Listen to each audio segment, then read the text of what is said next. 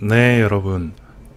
인터넷 강의 네 번째 시간입니다. 오늘은 여러분들하고 임신 20주 이후의 산모 응급에 대해서 이야기를 나눠보도록 할게요. 임신 20주 이후라고 하는 건 중반을 이제 넘어가게 되는 시기이고요. 이때부터는 산모의 안전뿐만이 아니라 태아의 어떤 생존에도 우리가 적극적으로 관심을 기울여야 하는 시기가 되겠습니다.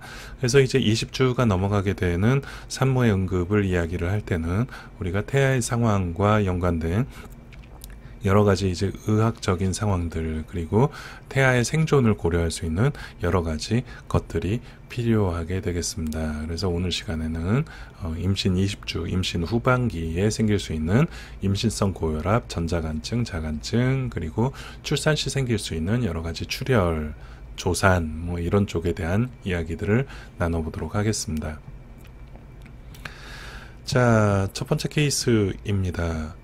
임신 30주 산모예요. 30주면은 이제 32주, 33주 넘어가게 되면은 그때부터는 태아가 되게 안정적으로 생존을 할 수 있기 때문에 출산을 몇 주, 한 달 정도 앞둔 상황이다. 한 달에서 두 달 정도 앞둔 상황이다. 홧김에 집안에 있는 종합감기약과 안정제, 혈압약을 한 달치 분량을 먹고 응급실에 내원하였다. 안정제와 혈압약 같은 경우에는 보통 이제 장기간 처방을 받아서 보관을 하고 있는 경우들이 많기 때문에 중독 상황에서 상당히 많은 분량을 먹게 되는 경우들이 많이 있습니다.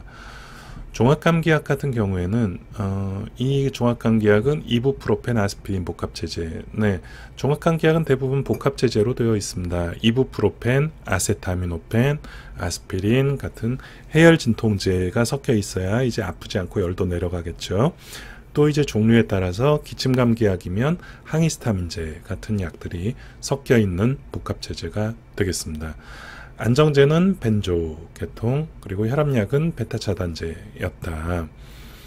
네, 우리가 이제 고민스러운 것은 이 약들을 먹었을 때 산모와 태아에 어떤 영향을 미칠 것인가. 우리가 이제 산모에 영향을 미치는 것은 각각의 약들의 독성 용량을 알고 있으면 되겠죠. 그러나 이제 태아에 영향을 미칠 것인가. 이것은 가장 중요하게는 직접적으로는 태반을 통과하는 약물인가가 되게 중요한 역할을 하고요.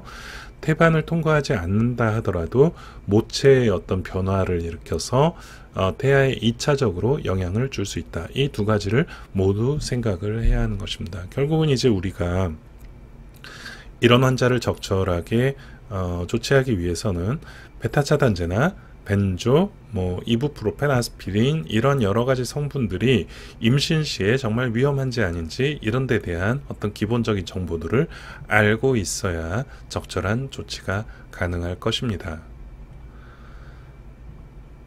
두 번째 케이스입니다. 출산을 3일 앞둔, 이제 거의 다 됐네요. 3일 앞둔 산모가 갑작스러운 경련, 이제 임산부의 경련은 출산 전에도 있을 수가 있고 출산 후에도 있을 수가 있습니다. 이따 이제 수업 시간에 얘기를 드리겠지만, 환자는 지난달에 단백뇨와 고혈압으로 임신성 고혈압이 있었네요. 큰 병원 진료를 권유받았지만 병원에는 가지 않았다고 했습니다. 네, 현재 둘째 임신 중으로 첫 번째 임신 때도 고혈압을 치료를 받았었다. 근데 그때는 경련은 없었다. 아마도 첫째 때 이제 임신 중독증이나 임신성 고혈압이 있었다면 둘째 때는 더 심해질 수도 있고 다시 반복이 될 수도 있습니다. 이번 임신 중에도 혈압은 계속 높았었다고 했습니다.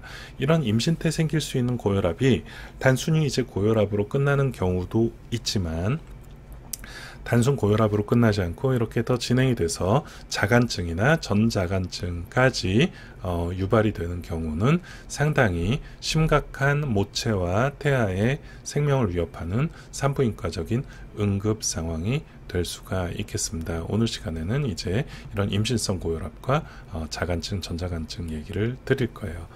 네, 자, 그래서 오늘의 학습 목표는 임신 중에 약물, 방사선 어떤 위험성에 대해서 다시 한번 리뷰를 해보고요.